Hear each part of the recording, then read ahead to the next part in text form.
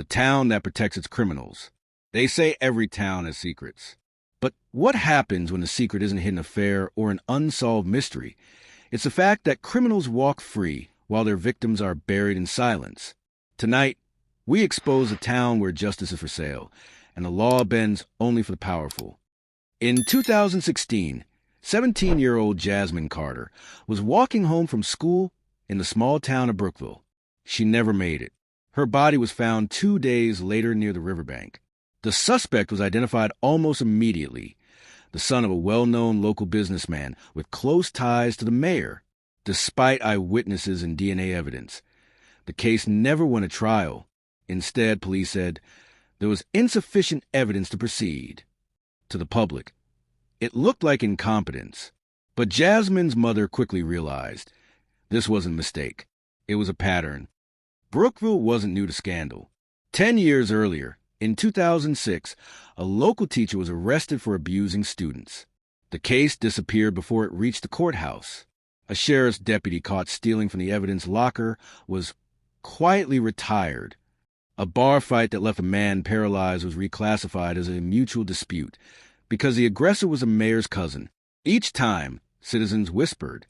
Each time, victims begged for justice. And each time, the town leaders buried the truth. Local reporters later admitted off record that they had been pressured not to print certain stories. Court clerks revealed missing files. Evidence logs had unexplained gaps. It wasn't incompetence. It was systemic protection. The Jasmine Carter case ripped the lid off everything. Her mother, Denise, refused to stay silent.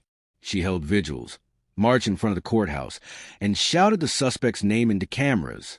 She accused the police chief, the mayor, and the county judge of conspiring to protect him. And then another case surfaced. A young man named Tony Ramirez came forward. His brother had been killed in a hit-and-run 5 years earlier. The driver was a local councilman's nephew.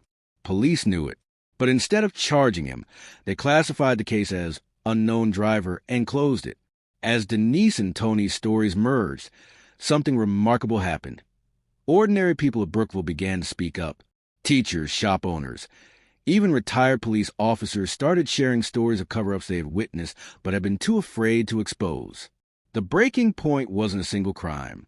It was a collection of wounds that proved one horrifying truth. Brookville wasn't a broken system. It was a protected one.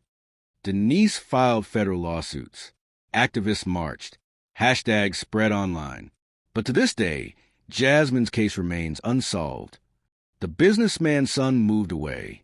The mayor was reelected. The police chief still sits in his office. Brookville continues to function as though nothing happened. And every new crime, every new injustice, gets added to the pile of silenced truths. At first outrage, around 6 minutes. How many more times can a town rewrite the truth before people demand accountability? If you believe stories like Jasmine shouldn't vanish, subscribe to Emperor-worldfacts. Because here, their voices will never be silenced. This isn't just about one girl or one case. This is about a town built on protecting the powerful. And there are more towns like this. Subscribe now so you don't miss the stories they'll never put on the evening news. Brookville may look like an ordinary town from the outside, but inside, it's a place where justice has a price tag. The question is, how many more Jasmines will it take before people fight back? This is Emperor-worldfacts, because some truths can't stay buried. Subscribe and join me tomorrow when we uncover another story they don't want you to hear.